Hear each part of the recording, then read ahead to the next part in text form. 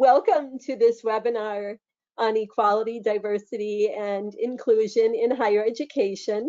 I am Audrey Falk, and I'm a professor and director of the master's program in community engagement at Merrimack College in Massachusetts in the United States of America. The webinar has been developed in partnership with the International Higher Education Teaching and Learning Association and Emerald Publishing. To find out more about these organizations, please look out for a follow-up email after the events with links to their websites for additional resources and information. A few housekeeping and practical points before we start. All delegates are muted, so if you have any questions, which we do encourage, then please use the chat box on the panel to the right-hand side of your screen. We will try and address all questions during the session. If you have a question for a specific panelist, then please be sure to flag that in the question box. The content of today's session focuses on equality, diversity, and inclusion, which have been on the higher education agenda for many years, but more recently, the Black Lives Matter movement and, to some extent, the COVID-19 pandemic have brought its importance into sharper focus. Leading EDI efforts on college campuses is vital work, but also challenging. I am joined today by 4 panelists to explore how higher education institutions around the world value equality, diversity, and inclusion, and are taking active steps to provide an inclusive environment for students, staff, and visitors, irrespective of their age, disability, gender reassignment, marriage or civil partnership, pregnancy or maternity, race, religion or belief or non-belief, sex, and sexual orientation. Our panelists are Professor Mandla Stanley Makhanya, Principal and Vice-Chancellor at the University of South Africa from 2011 through 2020.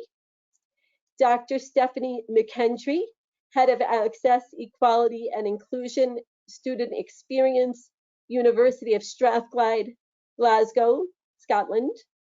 Dr. Madasu Bhaskara Rao, Associate Professor in Human Resource Management and Organizational Behavior at the ICFAI Business School in India, and Ms. Amanda Strong, Director, Asset Management for the Massachusetts Institute of Technology Investment Management Company in Massachusetts in the United States.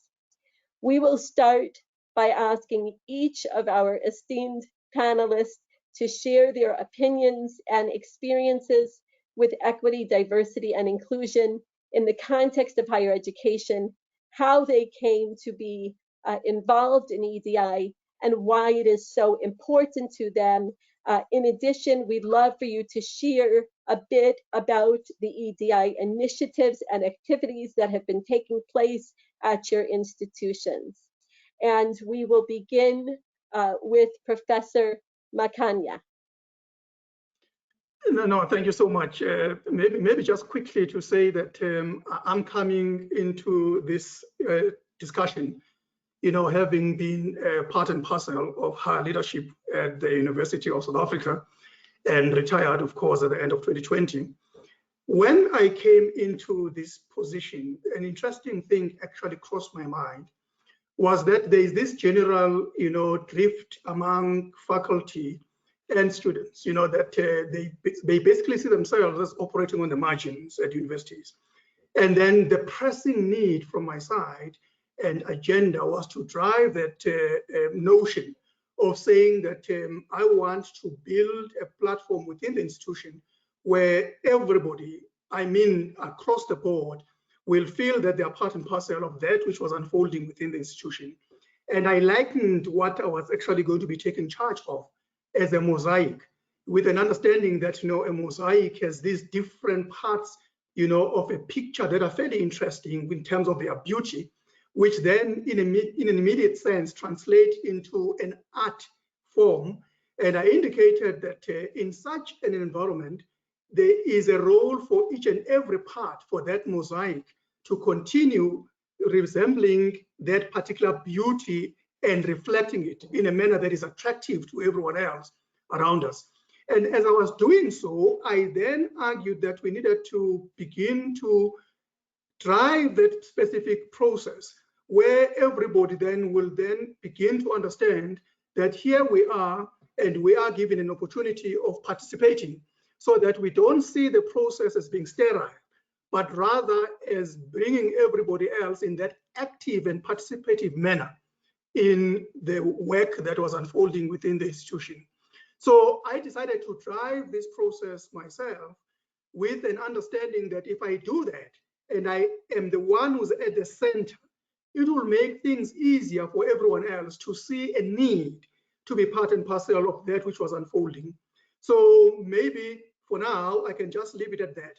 And then I'll be talking specifically once at least all our colleagues have introduced themselves on the specifics that I then put in place during that process and how things then began to unfold, which in my view began to assist us to unlock this environment so that there is a guarantee that equality, inclusion and diversity are at the center of the way in which we are doing our business. Thank you so much. Thank you so much. And we can continue in the order that I introduced everybody. So Dr. McKendry, we'll have you go next, then Dr. Rao, you can go immediately following, and then Ms. Strong. Great, thank you very much. So it's lovely to be invited along to speak today. As Audrey said, I'm Steph McKendry. I'm the Head of Access, Equality and Inclusion at the University of Strathclyde, which is a large city-based campus in Glasgow in the UK. After my PhD, I began my career in what's called widening access to higher education. So the aim of widening access is to support underrepresented groups to get into university, to thrive during their studies, and then to go on to successful graduate destinations, whatever they may be. In the UK, and I suspect everywhere else around the globe, whether a person goes to university or not is often closely determined by their family background. So their parents' educational level, their parents' career, the family income. Widening access aims to disrupt that pattern of social reproduction and to give people from lower socioeconomic groups or those with experience of the foster care system or from underrepresented minorities the opportunities and rewards that higher education provides. I was the first in my family to go to university.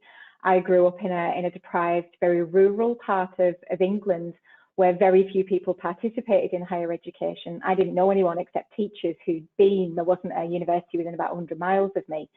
But when I did go, I saw firsthand the difference it could make to people's life chances. And so I wanted to make that system fairer, to make it much more equitable who got in, who thrived while they were there. Whilst initially I focused on socioeconomic disadvantage, I quickly came to realise how important it is to address other barriers or forms of underrepresentation, so those around race and ethnicity, gender, sexual orientation, for example. At Strathclyde, what we did was we took the decision to align our work around widening access with equality and diversity, because really the aims are the same. It's about ensuring representation, about equity and inclusion.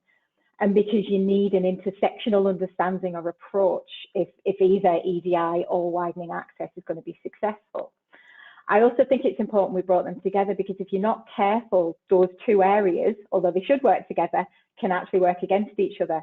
And the example I always think of is there's always work to get young girls into STEM, to overcome the disproportionately male nature of the fields of engineering or science, for example. What can often happen is that there's work to do outreach with young girls, but that only really benefits young girls from affluent backgrounds who already have lots of advantages. Now that's fine, there's nothing wrong with widening the field for them, but you're not making any difference to girls from much more difficult circumstances, and in fact you're widening the gap in terms of their experiences and their opportunities. So at Strathclyde, we've made real progress around widening access in particular, and more latterly around EDI, but there's still lots that we've got to do. So my focus in particular has been around race equality and tackling gender-based violence. So things such as sexual assault, domestic abuse, coercive control, either that's taking place specifically on campus or that's happening to or even by our student and staff population. And finally, I'm really passionate about improving the rights and experiences of transgender, gender diverse and non-binary people. So certainly within the UK as a group, they're one of the most marginalised in our society. And there's what almost seems at times to be a campaign of abuse and hostility within sections of the media and even government towards trans people. That's having a tangible and negative effect on their lives on a daily basis. And so we're doing a lot of work to see what we can do to better support them and improve their experiences within higher education. So I'll stop there. Thank you. Thank you.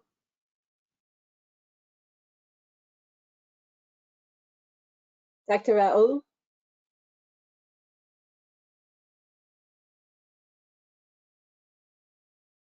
Yeah, hi everyone. This is Bhaskar Rao from Hyderabad in India. Well, I think let me first tell you why I'm concerned about equality, diversity, and inclusion in higher education. At least in this part of the world where I live, these are not really talked about on the campuses. You really find the Hyderabad being the Silicon Valley of this part of the hemisphere. A lot of people, when they start working, when they get into touch with all these particular terms like LGBTQ and diversity initiatives in the organization, they are all foxed. And as we all know, but 8% of global population belong to the LGBTQ community. And a good number of them are there in India too. And in India, it is not still legalized. You cannot really go and identify yourself as a gay or a lesbian or something of that sort. So you have a kind of a problem in India, particularly when you're working with the top 10, 15 globalized companies. How do you deal with? And there are stories after stories how the individuals go through this trauma of not being identified with the society, in the society, what they are, and they have to always camouflage what they are in the organization. That is number one. Number two, for right or wrong reasons, the global development in the last 2 to 3 years, post-pandemic, it has been really horrible. It has been accelerated. And the current war-like situation in different parts of the world actually have been creating more of exclusive zones, and inclusivity has become a casualty. Number two. Number three, in this part of the world, at least in the Asian countries, we have seen that women do not get justice. Women continue to suffer. There is domestic violence, there is violence outside their home. So in effect, women do not feel safe even at home. And the latest example, a country like China, with the highest population in the world, not a single woman representative is there in their governing body at the highest level. I mean, that is the kind of situation that we are in. And where is the scope for all these things to be solved? Where do you get the concerns addressed? I think it is the higher education where we should prepare the young minds to deal with all these issues. Now, I've been trying to find out where are these courses, where are these awareness campaigns happening. Although we have all signed for the Sustainable Development Goals and we are supposed to deliver by 2030, but not much has happened till now. Not a single university has actually developed courses which can be offered at the higher education level as optionals, which will create awareness among the youth on equality, diversity, and inclusion. Forget about equality, diversity, and inclusion. They don't even know what are the Sustainable Development Goals. Not many universities offer courses on this. Number one problem to be handled right now for the higher education space. Number two, although the governments in many of the countries talk about equality, diversity, and inclusion, paradoxically, most of the actions are contrary to what they are talking. Unfortunately, the governments, whatever they are doing, they are more of exclusion. I mean, just to talk about, pandemic actually should have created more equitable society, because a lot of people have gone under the poverty because of the pandemic. But the last 3 years have actually increased the concentration of wealth. Today, about 1% of population almost control 50% of the global wealth, and the remaining 50% only have access to only about 2% of wealth. So in so many decades of our talk on the equality, we've actually created inequality. Now, with all that, the diversity today, as a matter of fact, this entire discourse about equality, diversity, and inclusion, to my mind, is promoted by the multinational companies because they see there is a business opportunity for them to the tune of about $1 trillion. Now, but for that, this entire discourse would have not seen the light of the day. So it is time, in my view, that the higher education across the globe should own the responsibility for creating awareness. First thing I think is creating awareness. Then only the solutions will come. I'm sure the youth of this world are capable of finding and coming to solutions, provided you give them the right kind of inputs on that. Therefore, I think at the first level, I would say that it is time that across the globe, all the higher education institutions start offering certificate courses or curriculum courses on these basic issues, so that we create awareness across the entire globe. And in the next round, I'll give you a little more ideas in terms of what we do. Thank you so much.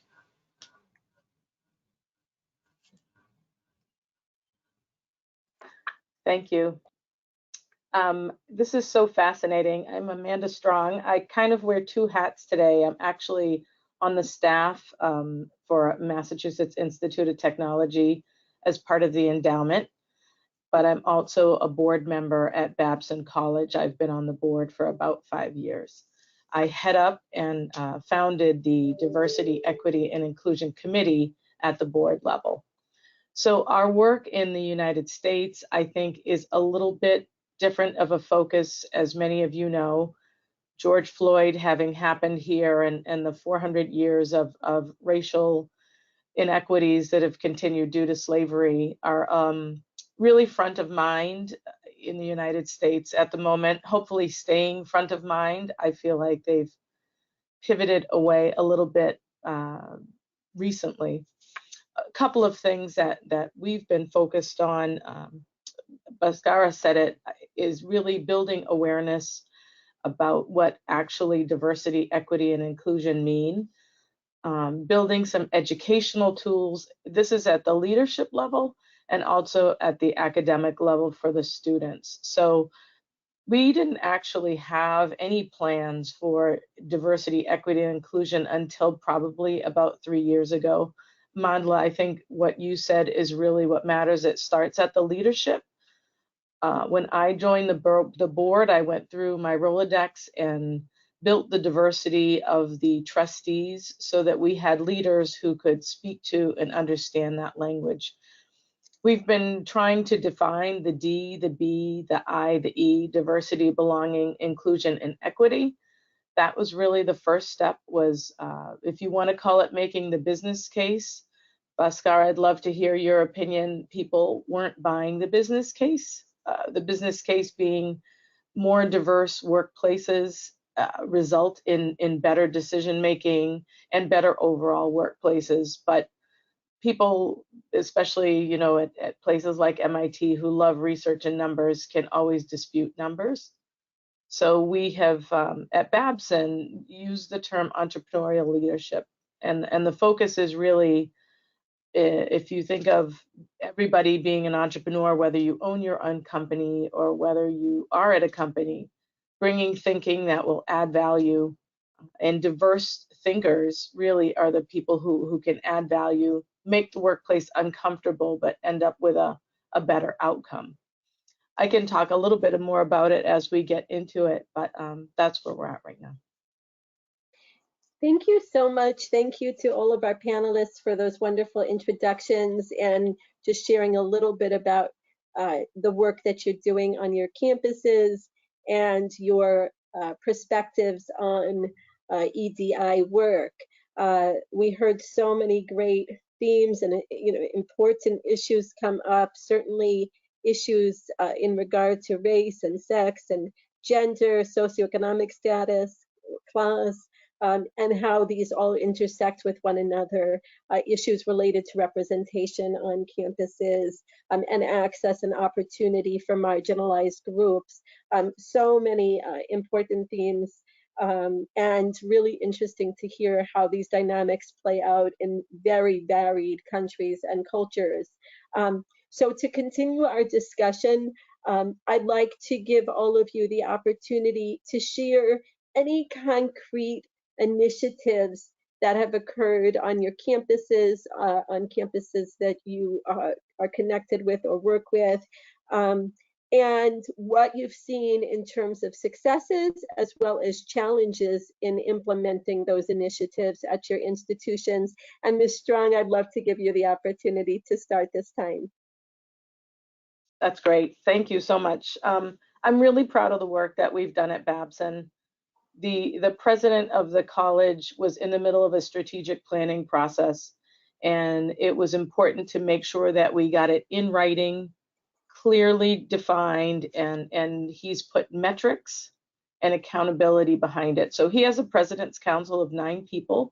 Each of those president's council members have to decide what's in their sphere of influence and what they think they can do. So for example, in the admissions office, the admissions officer actually came up with a number and methodologies for increasing the number of students, all from underrepresented groups.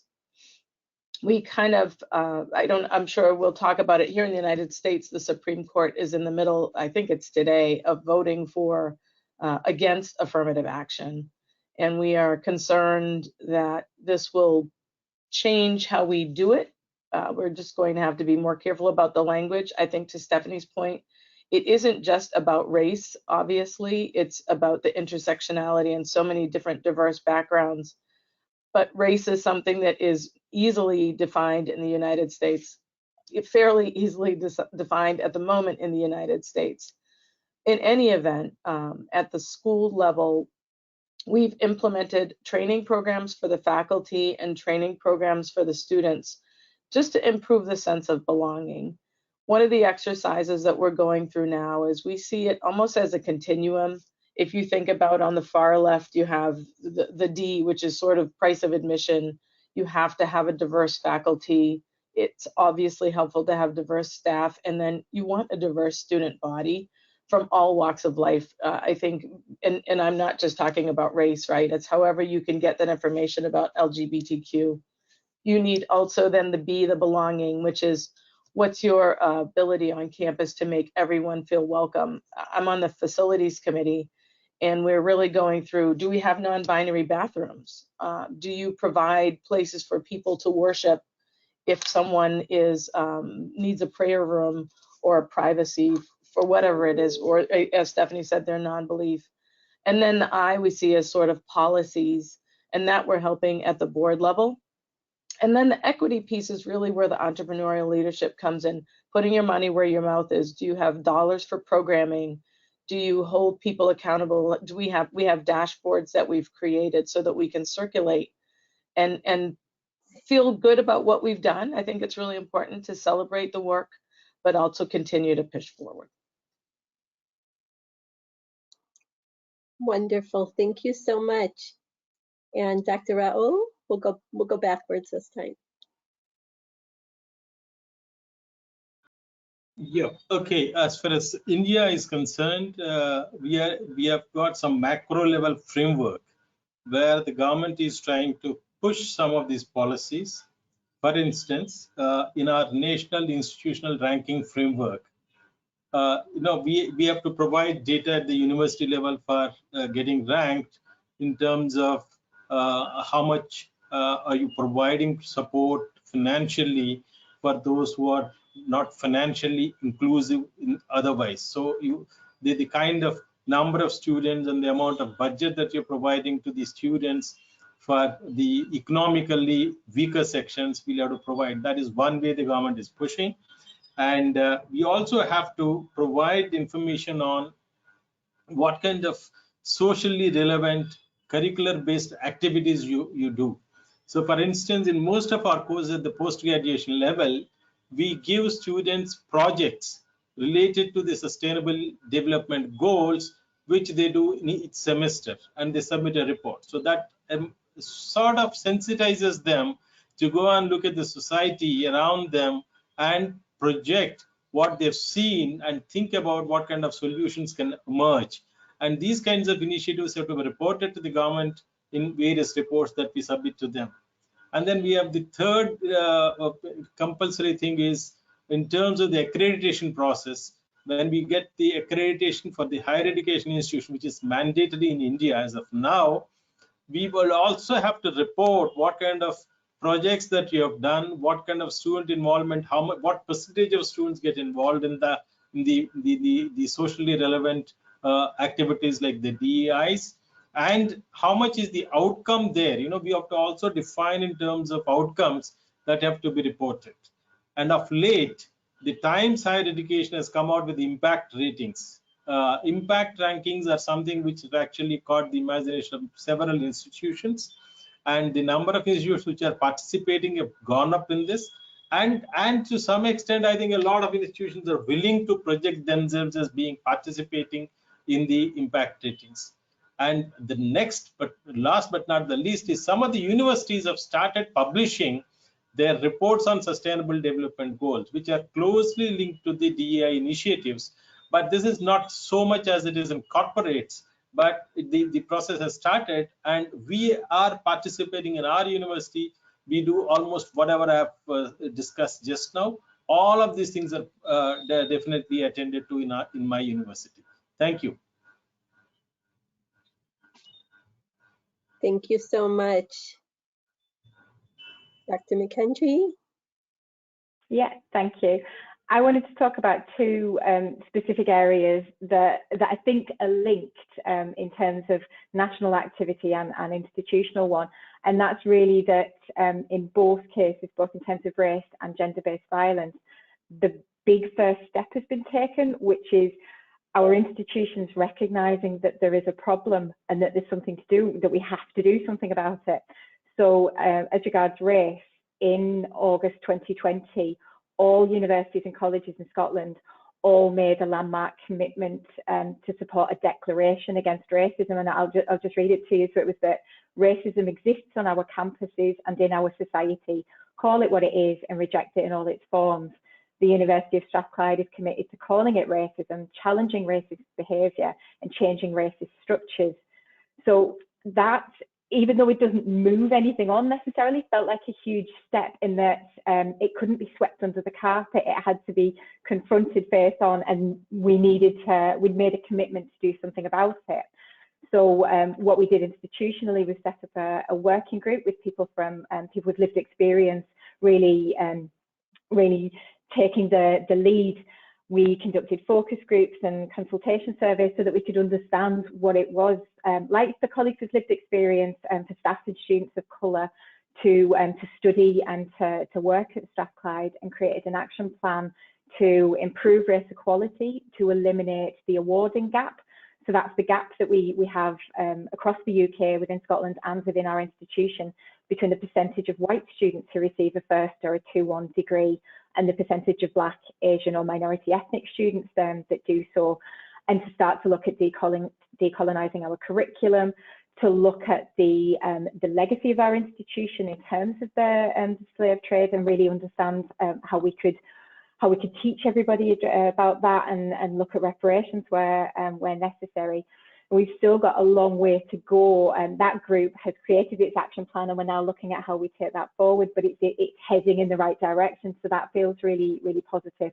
And that leadership's coming right from the top of our institution. The other thing we've engaged with is in relation to gender-based violence. And again, this is something that's happening at a national level. We are taking part in a charter that's been designed to help us tackle GBV on campuses. And this is called the Emily Test Charter. So it was established, the Emily Test is a charity in Scotland that was established in 2016 after, unfortunately, a university undergraduate student, Emily, took her own life following a campaign of gender-based violence from a fellow student. Now, Emily's death was preventable, and her mother is an amazing woman, has set up this charity, and the Emily Test, which is the set of minimum standards that the universities and colleges should have in place that would have saved Emily's life. So we're taking part in the Emily Test, and it involves us asking this really brutal question, which is, we've got to look at our processes, how we look at people, look after people in our halls of residence, what our policies are, and what kind of reporting procedures we have. And if those circumstances happened again, would we be in a position to save Emily's life? And if we have any weaknesses, what are we going to do about that? So that's had a huge impact on the work that we've been doing. We now have a gender-based violence policy for both staff and students that sets out very clearly the expectations of people's behaviours, but also what they can expect if they do disclose something. We are just about to launch a network of first responders. So these are volunteer members of staff who are specifically trained in supporting people who are disclosing gender-based violence and signposting them. We have on-campus rape crisis support and very clear reporting lines, but we've still got lots to do. But again, it's about us as an institution owning what's happening here and saying it's not on, and we're going to do something about it. Thank you so much. Dr. Makhanya. No, thank you very much. So maybe just to start off to say that what my panelists have just shared, partly also accounts for my own former university. But perhaps just to say very quickly that there are two programs, that I introduced primarily as a result of the backdrop, which in my view was basically anchoring now the work that we're embarking on, which was broadly speaking, transformation. And these two programs was one, Leading Change, and another one was working as a university with one of our major, media entities, Mail and Guardian. And the theme of the work that we're doing there was critical thinking, forum on social, scholarship in that instance, because we were rather social inclusion, because we were looking at ensuring that we can address those issues, but also address issues of anti-racism, and then in a broader scheme of things, talk about rehumanizing higher education. Now, insofar as the Leading Change project, the components that we're looking at was based on just 5 pillars. One, the first was transforming the scholarship. And secondly, it was just Leading Change, where we're looking at changing the culture of the university. And then we're looking at changing the rethinking of our systems within the institution. And then the fourth part was asserting our ethical, transformative, participative, and intellectual leadership. And then finally, we were focusing on consultation and communication, as developing a change discourse. Now, these are very important, areas of focus that we were interested in primarily as a driver of these changes that we had intended, to see within the environment in which we're operating. So just to say briefly on the question of transforming the scholarship, that we're looking at changing the very idea of the university itself, and then looking at the epistemological decolonization, and then looking at curriculum transformation, but also pedagogical change. These were areas that we were keen on primarily to ensure that that whole notion of bringing those that we can view as being on the margins to feel that now they are being recognized and they are not relegated, to those margins, but rather brought into the center in a legitimate kind of fashion. So in this instance, just briefly on the transformation of our scholarship, that we argued right at the point of departure to say that we had to recognize the fact that all human beings are born into a valid and legitimate knowledge system, so that we are not actually caught in that web of a challenge that we were confronting, prior to independence, where the knowledge canons were primarily those that were Western, rather than the inclusion of those that were primarily African. So the indigenous knowledge systems in this instance were viewed as coming into the center. We spoke about the question of cognitive justice, where we were talking about regrounding and recontextualizing our university within African historical, cultural, and intellectual realities. We're talking about looking and reflecting on the university in that African location in terms of space, without losing sight of our own universality.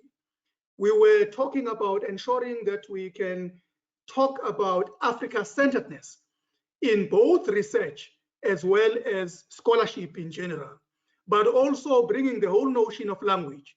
You know that you will appreciate that in South Africa and in many parts of the world, the question of language was seen as being instrumental in empowering people.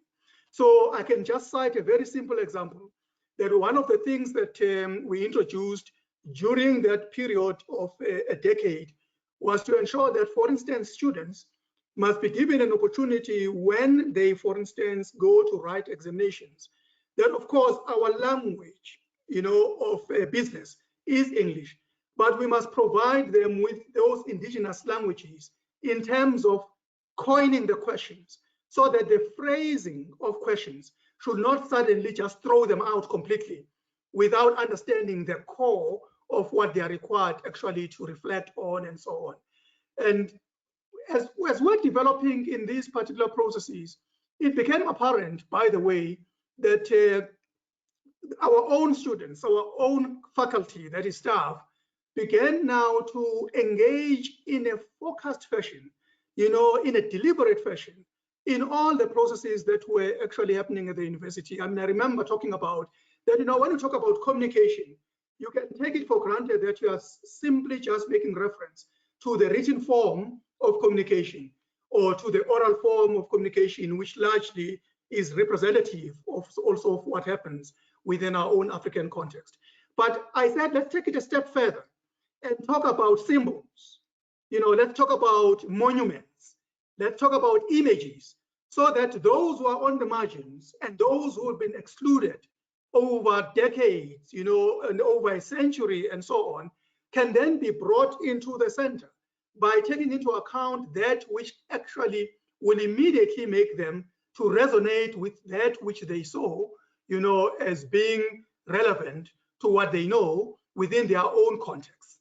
The question of diversity, and inclusivity, to say that now that we had begun to see an increase in a significant manner of students that we must argue were coming from without, those that were drawing from family backgrounds, that if there was no support, for instance, from the state to ensure that they can enroll in higher education, they will not otherwise have had such opportunities. Now, when we began to see them, I was talking about droves of students who were graduating. I was then keen on looking at the whole notion of access for success, so that it's not simply just a question of access and then they are made to fend for themselves without any support systems that we put in place to guarantee that they can get the necessary support that will help them to be on this platform that will guarantee that they will succeed at the end of the day. So all those questions then began to bring this sense of belonging, among our own students. They began to have this meaning that diversity and inclusion is now taking into account what I see as part and parcel of human rights culture. That if we're not looking at it within the context of human rights, it would have been thrown onto the margins once again. I remember that the whole question of race at some point in time in the last decade came up. And then we forged our own work with the Human Rights Commission of South Africa as an independent body from outside the university but that had a task of addressing the whole question of race in society, to work with us in the university so that we can then be seen to be driving this agenda in order to help the students that are part and parcel of the university, so that they understand that this is actually how they are expected to conduct themselves. But this is how the world operates as well. So that at the point when they exit the university, they should not be in a position to see themselves as being exclusive, see themselves as just a special category, but they must be immersed in the environment in which they come. So that societies should not see universities, you know, in that past system where they were just ivory towers, but the universities must then begin to be seen to be addressing all these societal issues, because the questions that we're addressing today as a panel, in my view, are social ills that unless we tackle them in a direct and deliberate manner as universities, we can actually kiss this whole notion of EDI goodbye. But if we drive it in an earnest and honest fashion, we stand a better chance, you know, to drive an agenda that can help societies to flourish. Wonderful. Thank you so much to each of you for your really amazing, deep, and thoughtful responses. And so great to hear about the wonderful initiatives happening on campuses in different parts of the world. I really appreciate both the very specific and concrete examples that you've given of initiatives, as well as the connections with the larger issues of social justice and social change, systemic change, and transformation, and the possibilities of education and community engagement to be part of social transformation. So that's really exciting to hear all of your initiatives and the thoughtfulness behind them. I'd like to ask one final question. I'm hopeful that we'll be able to give each of you a time to respond very briefly, but we do need to leave a little bit of time at the end for questions from our participants. So I'm going to ask for you to be relatively brief. And what I'd like you to speak to is, where do we go from here in terms of EDI in higher education?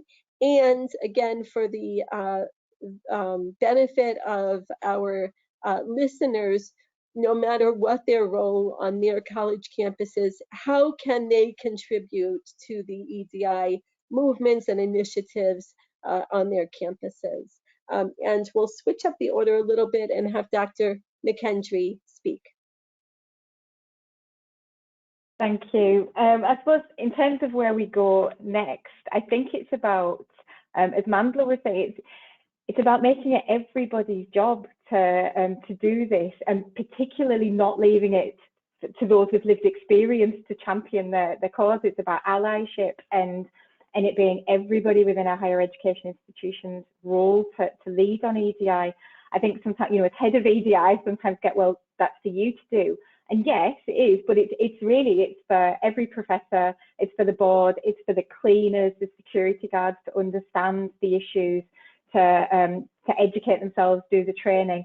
And I think as well, there are little things that you can do, things like, you know, for those of us who have our pronouns written today, when it's safe, you know, when you're in a space where it's safe to do that and you feel able to do it, you're sending a message that you understand gender diversity, you know that people's pronouns matter to them.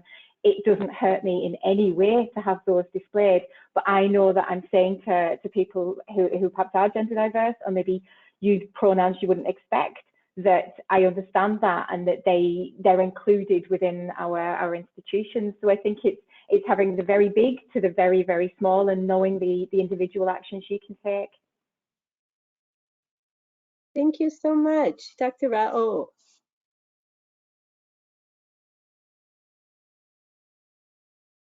Yep. Okay. Great. I think we all agree that education is the central part for social change. And we all know that there are several issues related to the inclusion, equality, and the diversity. let the mantle be taken over by the educational institutions, particularly the higher educational institutions. Let all the professors from the leadership level to the teacher level, everyone own it up. I think the message is to go straight in the college level to the students that he has a role to play in improving the society. For instance, the gender equality, it is estimated that it will take another 200 years to achieve it if we leave it like that. If we leave it like another 200 years, we cannot afford to wait. I think the responsibility should lie with the teaching community and the younger generation today, and therefore higher education institutions should definitely play a very, very important role. Now, how do we drive it? I think a lot of collective effort is required from across the institutions and maybe from across the institutions across the globe in terms of creating some courses which have to be made a kind of mandatory courses to be offered at the higher education level, so that people become aware of the kind of issues that they are going to face in future.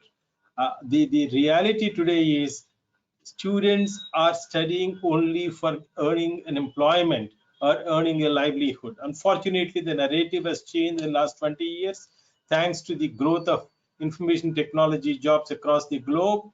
The higher education is considered to be as a ticket for getting a job, but the higher education also has a role and responsibility in the society to create a more equitable, diverse, and inclusive society. And therefore, I would say that education should now take the central role in driving this social change. Thank you. Ms. Strong. Thank you. I just wrote down 4 words: think big and act small. Do the big strategic thinking. I think Bhaskar is right. We can do it at the educational level. We have students. Students are the very important clients of ours, and they're the ones who are really the most forward thinking into the future. But you were asking for people who are watching this what they can do, and I think it starts with your heart. We've been taught that capitalism is important, and I think part of decolonization that we talked about is understanding the human spirit, and these are people. We are people first, and capitalists later. Thank you so much. I love that. And I love all the references to leadership over the course of this hour together as well, and the importance of leadership in moving EDI initiatives forward. Dr. Makhanya? Yes, no, thank you very much. I'll also be very short, just to say that, we are all in this together. So let's all dirty our hands and get immersed in ensuring that EDI is at the center of the work that we do. There is no single person or individual who may hope to be the only one doing it. So all of us, and we have a role rather to play in this instance. I believe that that will lead to human flourishing, in the context of the work that we do as universities. So it will bring a sense for me of belonging. So those that are operating on the margins, those who don't see themselves as having a critical role to play at these universities and in society should basically change their minds and know that they are the ones who should actually be part and parcel of these developments. Thank you. Thank you so much. Wonderful, wonderful sharing from each of you. And I'm thinking too about the leader within each and every one of us and the possibilities that each of us have to make meaningful change in our communities and in society. So thank you all. Now is our opportunity to take questions from you all who are with us today, and you can write your questions in the chat. If you have questions, we have 10 minutes to answer questions, to have more of an informal discussion. Do we have any questions at this time? Audrey, yes, it's Sharon from Emerald. I can see the question box here, and there is one that's directed specifically to Dr. Rao, and it's about the culture, the caste system being engrossed in culture there, and where many inherently believe that some people are born superior to others. So how do we implement ED&I knowledge that challenges these deeply rooted beliefs and to promote human rights? Yeah, wonderful question. I didn't want to get into the those aspects of EDI at the moment because, like it's a hot and burning topic in the US, the racism, an equally hot and burning topic in India at the moment are the religion and the caste system. Unfortunately, the society has now been polarized around religion, and that has become a sort of path for gaining the political power, unfortunately so. So that is why I said, while the leaders talk about inclusivity and diversity and equality, the exactly opposite thing is being done to garner the power. That is number one. Number two, we have a very, very deeply entrenched caste system in this country, in our country. The only way to overcome that, I think, to some extent, along with all this, we should also focus on the meritocracy. If a country like United Kingdom can elect a president with 3% of its population being the Hindu Asians or the Hindu Indians, it is, I would say, probably they have seen some merit in that. So at some point in time, for the prosperity and the survival of the society, for the survival of the country and the economy, you need to focus not only on the other aspects, purely on the merit. The day we see the merit is required for the growth and prosperity of the society, I'm sure we will underplay all these things. Caste will be there, race will be there, religion will be there, but they have a limited role to play in our collective growth and collective prosperity. The moment we are able to drive that awareness among our youth of the country, probably we'll be able to handle it better. Thank you. Thank you so much. I do see that we have a question in regard to the kinds of workshops that are necessary for faculty and students to address issues like unconscious bias. Would anybody like to speak to that? Yeah, certainly, yes. I think unconscious bias, I have been a part of driving these kinds of workshops and the online webinars for several participants in the last couple of years.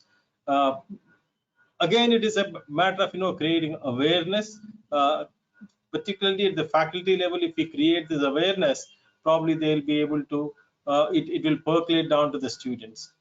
We all have, because of our cultural heritage issues, we have these unconscious biases, and only I think that the dark side of our mind can be cleared only by enlightening the participants in this entire process by giving them the right kind of inputs.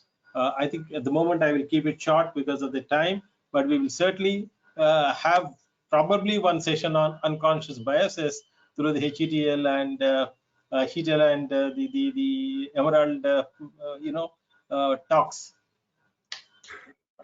Yes, please, Ms. Strong. Yeah, and we have done unconscious bias training. I think in addition to that, some of the work that the faculty has done around case studies with Black and brown protagonists and situations that don't necessarily represent the standard issue CEO, and also training the faculty on how to interact with students from different backgrounds has been a great add-on as well. Thank you so much. Yes, Dr. Makhanya. Yeah, I just wanted to add that we also doing work around microaggressions and people understanding what those are, and also how to call out behavior. So being an active bystander, because you can recognize it in somebody, but it's also a skill to have the confidence to be able to challenge that in a safe way. So we're working towards that as well. Thanks. Thank you so much. I want to say that it's very interesting. You know that we are a university that operates basically, as a distance education institution, or rather online university, as it were, at this day and age. So what we did is very interesting, because the question was raised by students themselves to say that they felt that the treatment was not equal and it was based on racial differentials and so on. So we opted for something very interesting. We then said, we will take away the whole notion of names appearing in their work, but rather student numbers. So all that you are confronted with as faculty is just the student number in the work that you have to address. So which is very good in the sense that you don't have to be bothered about whether this is student coming from this type of a family background or this kind of a racial group and so on and so forth.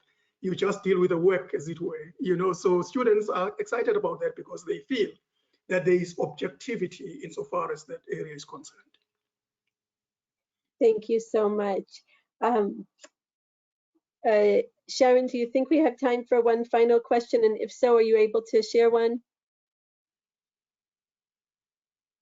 Yeah, I think we've got time for a quick question. There was one, I'm just sorry, just bear with me while I scroll through, because there are quite a few questions actually. But there was a question that was around the use of equity versus equality, and some of the speakers have spoke around equality and some have kind of used equity. And do you see them being kind of interlinked or quite distinct things? Thank you so much, Sharon. So would anybody, probably we only have time for one or two responses to this prompt. Would anybody like to speak to kind of equality versus equity and how you think about those two terms and concepts as they play out on your campuses?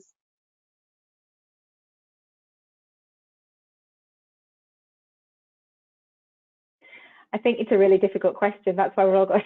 Yeah, I think our title is equality, but I think where we would love to get to is equity, and so that's the kind of final point. But that's much more difficult.